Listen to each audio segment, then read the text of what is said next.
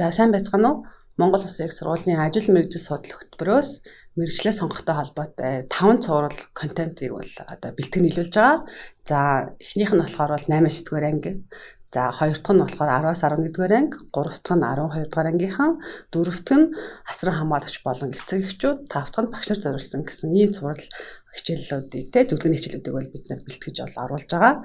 За өнөөдөр ажил мэргэжил судлал хөтөлбөрийн магистр сэтгэл судлаач Амар Заяатай Бомдар миний би 10-аас 11-р ангийн сурагчдад зориулж мэргэжлээ хэрхэн сонгохоо гэдэг талаар бол та бүхэнд тодорхой чиглүүлэг өгье гэд энэ татаа бэлтгэсэн зүйлээр танилцуулахаар хүрэлцэн ирсэн байна. За тэгэхээр биднэрт нэг юм асуудал гарч ирдэг л дээ. 10 жилийн хүүхдүүдэд эцэг эхчүүд ч гэсэн магадгүй гарч иж магадгүй.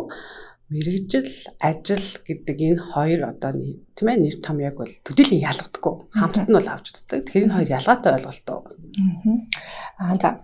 Тэгэхээр мэргэжил ажил гэдэг хоёр ойлголт нь бол хоёр өөр ойлголтууд байж байгаа. Яг багшийн хэлсэнчлэн хүмүүс бол энийг хооронд нь холж солиох те ялахгүй байх тохиолдол байдаг.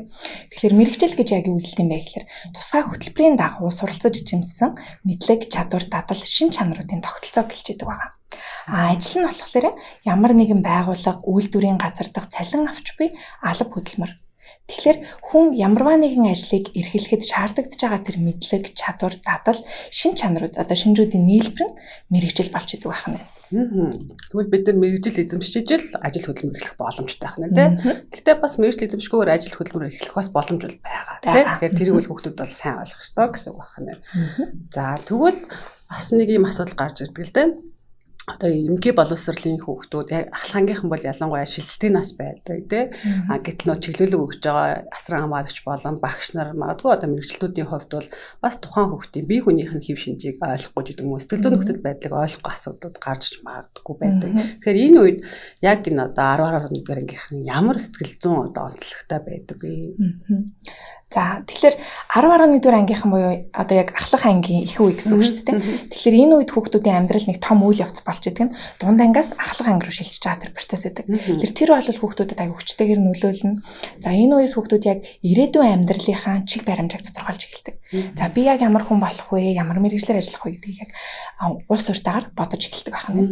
За үүнийгээ дагаад хид хідэн сэтгэл зүйн хэрэгцээ шаардлагууд бий болж идэг. За хамгийн чухал нь гэх юм бол нэгдүгээр асуудлыг биедан шийдвэрлэх чадвар байгаа.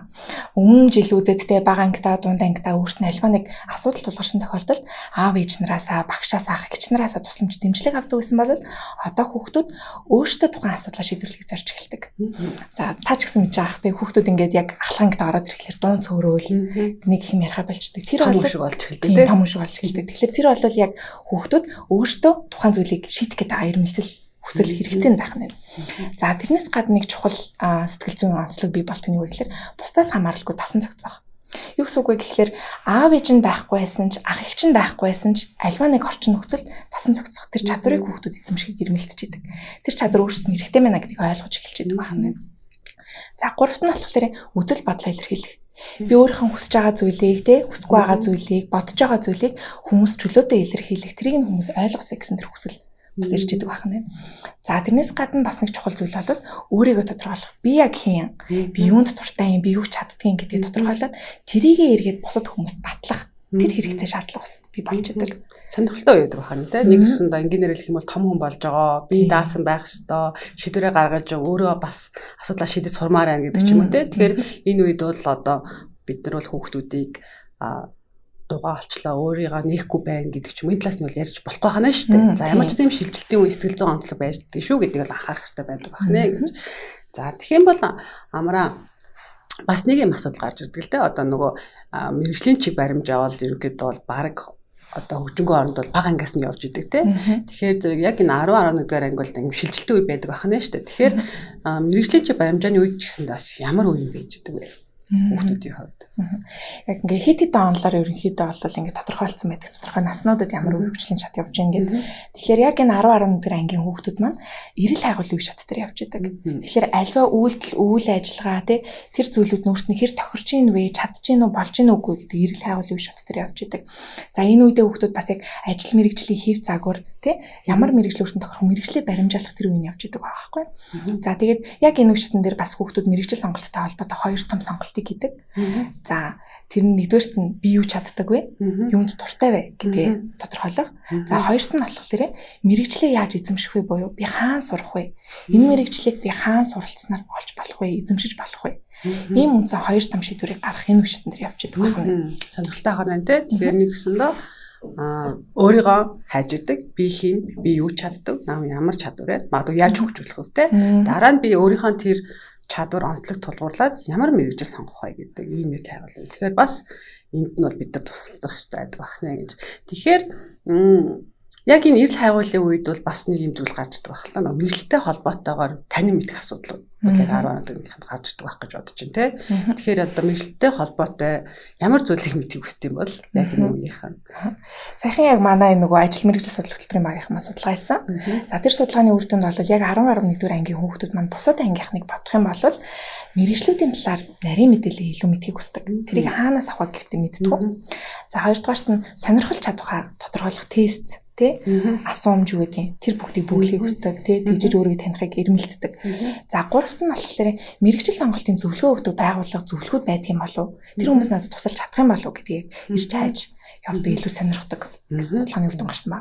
Тэгэхээр энэ бол яг нөгөө 10-11 дугаар ангийн хүүхдүүдтэй тулгарч байгаа асуудал байдаг хана шүү дээ. Мэдээллийн талаар мөн өөрийгөө одоо ур чадвар болон тохирох үеч мэрэгжлийг одоо тестж үзэх сонирхол маш байдаг бахна. Тэгэхээр бол энийг ч гэсэн бас их анхаарах хэрэгтэй байдаг хана. Тэгэхээр за миний хувьд бол бас нэг жоохон санаа зовдөг зүйл бол юу вэ гэхээр за магадгүй яг энэ үе чинь өөрийгөө эрэл хайгуул гэдэг өөрөө шийдвэр гаргах гэдэг энэ үе юм бол яг өөртөө одоо яг энэ мэрэгжил тохирно гэдээ магадгүй хит одоо өндрөөр төсөөлсөн те өөр магадгүй бодит ур чадвар хүрхгүй ч юм уу мэдлэг хүрхгүй ч юм уу ийм байхад одоо яг энэ мэрэгчлэр би сурнаа гэдэг ийм хатуу шийдвэр гаргацсан байхыг бас үгүйсэхгүй те. Тэгэхээр ер нь бол 10 дээр ангийн хүүхдүүд ямар одоо мэрэгжил сонголтын хувьд алдаа гарч ирдэг вэ? За 10 дээр ангийн хүүхдэл ерөнхийдөө мэрэгжил сонголтод хэд хэдэн алдаануудын хүүхдүүд бол хийж байгаа харагддаг. За үүний нэгдүгээр талхлаар мэрэгжлийн нэр хүнд гадаад үзмжинд хөтлөгдөх. Үзэж байгаа кино, сонсож байгаа дуу, эсвэл шүтэн биширдэг хүн, үлгэр дуурайл авдаг хүмүүсийнхаа мэрэгжлийг өөртөө тохирох юм шиг санаад, тэр мэрэгжил гоё юм шиг санаад тэрийг сонгодог нэг алдаа байна. За, үндэслэл мэдээлэл багтай байх буюу одоо Монгол Улсад ойролцоогоор 7,000 гаруй мэрэгжил байдаг гэж үздэг. Гэтэл яг хүүхдүүдээсээ асуугаад үзэхлээр цөөхөн хэд мэрэгжлийг мэдчихэдэг. Тэгэхээр тэр мэрэгжлийг за нэгдүгээрт мэрэгжлүүдийн талаар мэдэхгүй байна. Хоёрдугаарт мэдж байгаа мэрэгжлээч гэсэн яг төгсөж гараад юу хийх юм, тэ? Ямар ур чадвар шаарддаг юм, надад тохирох юм уу гэдэг үндэслэлтэй тийм мэдээлэл байдаггүй. За гуравт нь болохоор бусдын нүлэнд хит автах. За мэдээж хүүхэд бол ээж аавынхаа тий өөрийн сайн мэддэг ээж аав, найз нөхөд, багшийнхаа заавар зөвлөмжийг дагна. Гэхдээ хитрхи их нөгөө нэг дагах тий хитрхи тэр хүмүүсийн үгээр байх тэгснээрээ нөгөө өөрийнхөө хүсэл сонирхлыг орхитуулах ч юм уу чадвар боломжоо тооцохгүй байх алдаа бий болдог. За дөрөвт нь болохоор нөөц хувилбаргүй байх нэг асуудал байна. Хүүхэд яг нэг мэрэгжлийг би энэ мэрэгжлийг л эзэмшнэ гэж ярьсан шийдсэн. Тэгтэл яг юм болвол яач ч эргэж магадгүй тий эл төргийн шалгалтанд 10 хоног авдаг ч юм уу тухайн мэрэгчлэрээ сургуульд одоо элсэж чадахгүй болонгууд нөгөө богино хугацаанд шийдвэр гаргах шаардлага тулгарна. Тэгэхээр ямар ч нөөц хувилбаргүй байсан хүүхэд богино хугацаанд паникнд ороод хүүхдээ тохирохгүй мэрэгчлийг сонгох. Тийм алдааг гаргах хандлагатай байдаг байна. Тийм байх тий. За мөн бас юу яж болох юм бэ те нөгөө хөдөлмөрийн зах зээлээ одоо сайн судлаагүйгаас шалтгаалаад ирээдүйд алах болох мэрэгжил байхыг үүсэхгүй те гэх мэтчлэн. Тэгэхээр ер нь бол хүүхдүүдийн зүгээс бол яг бодит нөхцөлөө сайн тооцоолох, өөрийгөө сайн таньж мэдэх, өөрийнхөө чадварыг зөв үнэлэх, тэгээд мөн нийгэм болон тэр хөдөлмөрийн зах зээл дээр уялдах, өөрийгөө олж уях гэдэг зүйл бол их чухал байдаг байна. Тэгэхээр мэдээж хүүхдүүдийн ганцаараа дангаараа хийх бас боломжгүй тий. Гэхдээ энэ онцлогоо бол мэдчих хэрэгтэй байдаг байна. За тэгвэл одоо 11-р ангийнхан ирээдүйн мэрэгчлээ яаж сонгох юм бэ? Тэ? Ямар зүйл хийх хэрэгтэй юм бэ амраа? За тэгэхээр мэрэгчлээ сонгох үндсэн 5 алхам байгаа. За хамгийн ихнийх нь болохоор сонирхол, чадвараа тодорхойлох. Тэгэхээр ямарваа нэг мэрэгжил заавал нэг чадварыг шаардж идэг. Тэгэхээр тэр чадвар чамд байна уу? Тэрийг дагсан тийм сонирхол, дурлах тэр сэтгэл чамд байна уу үгүй юу гэдгийг бол тодорхойлох хэрэгтэй байдаг. За тэгээ түрүү нөгөө нэг мэдхийг хүссэн асуултанд байсан ч гэсэн сонирхол чадвараа хэрхэн тодорхойлох вэ? Тим тест байдгүйгээд. За тэрэн дээр бол санал болгоход гомб багшийн мэрэгчлээ сонгоно гэдэг том зузаан ном байдаг. За тэр номны ихэнх хэсэгт бол нөгөө манай яг ажил мэрэгжлийн зөвлөгөөдийн түгээмэл ашигладаг Холландын тест гэж байгаа. Хүүхдүүдийн яг сонирхол ур чадварыг тодорхойлдог. тодорхойлдог. Тэрнтэй зохицох мэрэгжлийн хэв шинжийг тодорхойлох тийм тест байдаг. Тэр тест бол тэр номон дээр байдаг. За хэрвээ хүүхдүүдэд маань тэр ном олдоц багтай тийм номын санд байхгүй байх юм бол манай Монгол Улсын их сургуулийн хөтөлбөр цэг, ном цэг, эдүү цэг юм ингээд вебсайтн дээр тэр тест маань яг ингээ онлайн хэлбэрээр байж байгаа. Тэр хүүхдүүд тэр тестийг бүглөөд өөрийнхөө сонирхол ур чадварыг тодорхойлж болох нь. Тэр нь бол мэрэгчлээ сонгох үеийн 5 алхмын эхнийх нь тийм өөрийнхөө сонирхол чадварыг бол тодорхойлох. Гэтэ бас мэдээж анхааруулж хэлэхэд бол 100% бас тийм таарахгүй бас байж болно тийм. Тэгэхээр дахиад өөр бусад тестүүдээр эсвэл бусад зөвлөгөө авах тий одоо хүмүүстээр мэрэгчлүүд дээр очих хэрэгтэй шүү гэж зөвлөе. Ганцхан бас тэр нь бас битгий яг юу гэдэг энд би яг таарж байгаа юм чи миний чадвар юм байгаа юм чин гэдгээр бас явж болохгүй шүү гэдэг бас сануулмаар санагдчихэ. За хоёр дахь алхам нь болохоор юу байх вэ Амра? За тэгэхээр тэр сонирхол ур чадвартай нь яг нийцсэн ингээд нөгөө зонхлох хэв шинж, мэрэгжлийн хэв шинж гэж үүдэг. За жишээлх юм бол хүн хүнтэй харилцдаг ч юм уу те. Хүн техниктэй харилцдаг. За хүн уран сайхны гэдэг ч юм уу те. Ийм яг мэрэгжлийн ингээ ангиллууд байж байгаа. Тэгэхээр аль ангил нь чамд илүү тохирч ийн вэ гэдгийг тодорхойлоод тэр ангиллалд яг ямар мэрэгжлүүд байдгийг бэ гэдэг чагсаалтыг гаргах хэрэгтэй. Тэгэхээр нэг ангиллалд бол маш олон тооны мэрэгчлүүд байдаг. Тэгэхээр тэр мэрэгчлүүдийг мэддэг байх хэрэгтэй байна.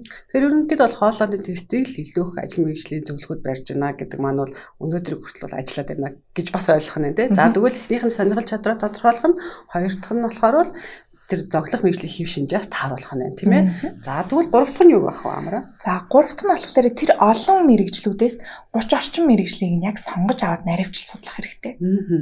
За тэгэхээр нөгөө нэг алдаан дээр гарсан шүү дээ. Үндэслэлгүй сонгодог.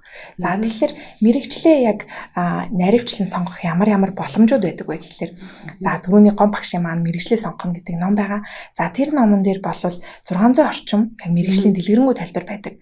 За энэ мэрэгжил ямар ур чадвар шаардахын төгсөөд яг тэр мэрэгжлийн эзэмшснээрээ ямар ажил эрхлэхийн өсөн дэвчих боломж нь юу юм бэ гэсэн мэдээлэл байдаг. За интернет орчин одоо мэдээж 21-р зууны хүүхдүүд бол аль болох ойроос мэдээлэл авах гэж байгаа. Тэгэхээр интернет орчин бас нэг их сурвалж болно. За интернет орчинд жишээлх юм бол Facebook дээр мэрэгжлийн цаг хандлагай. За миний сонгосон мэрэгжил гэдэг хоёр Facebook байдаг. За энэ Facebook хуудаснууд дээр яг энэ мэрэгжлүүдийн талаар мэдээлэл за яг тухайн мэрэгжлийг эзэмшээд ажиллаж байгаа хүмүүс бас ярилцлага өгч гсэн байдаг. Тэгэхээр энэ бол хүүхдүүд бас маш том их сурвалж болно. За мөн түнчлэн одоо манай яг түрүүний хэлсэн хөтөлбөр цэг, ном цэг, эдүү цэгийн мен дээр манай сургуулийн яг багш нар тухайн мэрэгжлийг эзэмшснээр яг хаана ажиллахын, ямар ур чадвар шаардахын, төгсөө ямар ур чадвар эзэмшихин гэдэг талаар мэрэгжил болгон дээр дэлгэрэнгүй тайлбарлсан байна тийм. Тэгэхээр тийшээ орж үзэж болох нь.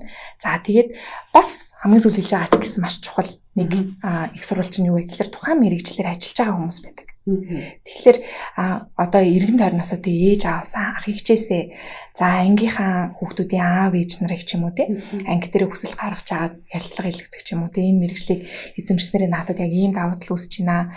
Энэ мэрэгжил яг ийм сул талтай байна. Амьдрал дээр яг ийм байдгаа гэдэг ч юм уу. Яг нөгөө нэг практик дээр байгаа бодтой мэдээллүүдийг энэ хүмүүсээс ингээд авах боломжтой. Тэгээд олон улсад болвол яг тусгай хөтөлбөр гаргаад хүүхдүүдийг байгууллагуудтай танилцуулдаг. Монголд бол хүүхдүүд өөрсдөө хүсэлтээ гаргаад байгууллагууд руу хүсэлт явуулахад байгууллагууд бол үгүй гэхгүй байх тий байгууллагаараа танилцуулаад мэрэгчлэнтэй уулзах боломжууд бол бас байгаа гэж харж байна. За тэгэхээр чадвараа тодорхойлоод зоглох одоо мэрэгжлийн хэв шинжээ гаргаад дараа гурав дахь нь болохоор 30 одоо орчим тий мэрэгжлийг бол өөрөө ялгаж аваад тэгэд илүү сайн наривчлах хэрэгтэй байх нь тий. За тэгвэл дөрөв дахь нь яах хэрэгтэй? За яг энэ нөгөө нэг наривчлаа судалсан тий бүх талаас нь мэдж байгаа энэ мэрэгчлүүдээсээ өөрт тохирох хэсэг талаар нь дүнэлт гаргах хэрэгтэй. Энэ надад яг болох нь уу? Яг эндээс ийм чадвар шаарддаг юм. Тэгвэл надад энэ байгаа юу үгүй юу гэх мэтчлэн яг тэрийг ингэ наривчлаад өөртөө дүнэлт гаргах хэрэгтэй. Энийг бас яг нөгөө хүн цаасан дээр аливаа зүйлийг буулгахлаар нөгөө яг тархинд нь ингэ эргэлтээд өвөө болон бодлууд цаасан дээр ингэ замраатай олчихлоор хүнд илүү ойлгомжтой болж байдаг. Тэгэхээр хүүхдүүд юу зөвлөдөг вэ гэхээр цаасан дээр буулгаа тий мэрэгчлүүд нь тарч гинөө тохирч гинөө үгүй юу гэдэг талаар цаасан дээр буулгаач зөвлөдөг аа.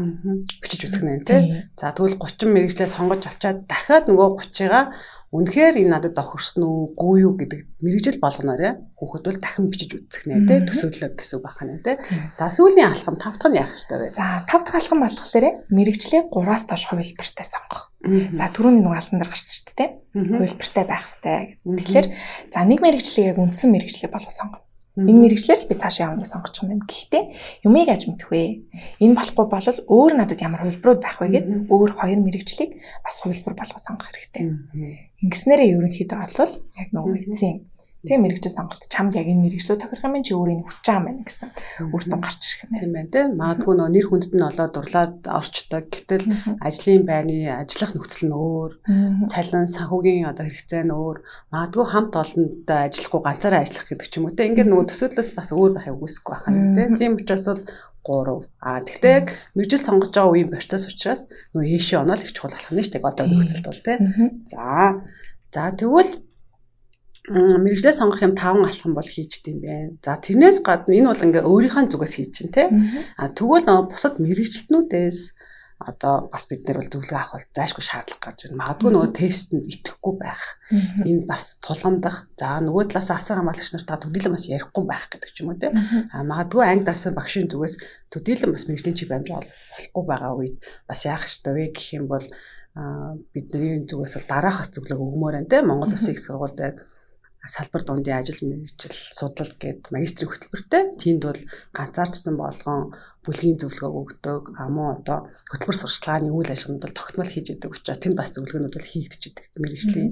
За үүнээс гадна бол нийслэлийн одоо дүүргүүдэд бол хөтөлмөрийн эхэлцүүд байдаг тийм. Тэгэхээр тэнцээ бол ажил мэргэжлийн чиг баримжаа болдог. Яг мэргэжлүүд бол ажиллаж байгаа. За мөн энэ бол орон нутагт бол аймаг энэ төв дээр бол бас энэ хөтөлбөрийн хэлцүүд байгаа. Тэгэхээр та бүхэн бас тийш очиж яг энэ одоо ганцаарчсан болон бүлгийн зөвлөгөө бол авч болох ёстой. Тэгээд одоо сүүлийн үед ажил мэргэжил судлаар мэргэжлийн чиг баримжаа эсвэл одоо карьерийн тий одоо зөвлөгөө өгдөг ийм мэргэжлүүд бол ихээр бол гарч иж байгаа. Тэгэхээр бол ийм хувийн бас үйл ажиллагаа явуулдаг тийм байгууллагуудаас бол та бүхэн бол зөвлөгөө авч болно гэж бас зөвлөмөр байна. За тэгээд дахиж одоо 10 дараагийнханд хувийн зүгээс амраа эсвэл сая хэлсэн зүйл дээр нэмээд хэлэх зүйл байна уу? Тэгэхээр нөгөө яг багш баярлаа бас нөгөө ямар хүмүүсээс явж зөвлөгөө авч болох вэ гэдэг мэдээлэл хүргэсэнд хүүхдүүд бас яг тэр талаар айгүй их мэдхийг хүсдэг юм билээ. За тэгээд мэрэгжил сонголтын энэ алхмуудыг хийж байхдаа хүүхдүүд бас тэгээд дан ганц яг тухайн насны онцлогоос шалтгаалаад бие даа чигээр гарах хүсэлтэй байгаа ч гэсэн нөгөө өөрийн сайн мэддэг ээж аав найз нөхөд тэгээд багшаасаа бас дэмжлэг авах хэрэгтэй шаардлагатай тийм. Энэ мэрэгчлүүдийг би ингэ сонирхож байна. Энэ надад болох уу? Энийг та юу гэж бодож байна? Гэх мэтчлэнгээр бас ярилцвал зүгээр гэж бодож тийм. Тэгэхээр би бол бас тогтмол нөгөө зөвлөгөө өгөхдөө бол гурвалсан уулзалт их юм зүгээр шүү гэдэг тийм бас зөвлөгөө өгдөг. Ялангуяа 10 дараагийнхаа учраас дахиад нөгөө 12 дугаар ангид очихоор те нөгөө шалгалтын өмнөх бас хугацаа байгаа учраас дахин нэгтлэх боломж бол бас гарч ирдэг. Тэгэхээр маш их мэдээлэлтэй, маш их зөв тооцоолж мөн өөрийнхөө нөөц боломжтой гэсэн зөв үнэлээд тэгээд шийдлэх ухаан тулгуурсан тийм бас мэрэгжил сонголт хийгээсэй гэж хүсэж байна. Тэгээд мэрэгчлээ зөв сонгоорой, амжилт хүсье гэж хэлмээрээ. Амраа гэв. Бүгдэнд нь амжилт хүсье. Тэгээд 10-14 анги хүүхдэд бол тий таны хэлснээр тодорхой зай байна. Тэгэхээр энэ хугацаанд яг буурсуртай тий яг эцсийн гоё шийдвэрийг гаргаарай гэж хүсэж байна. За баяртай. За баяртай.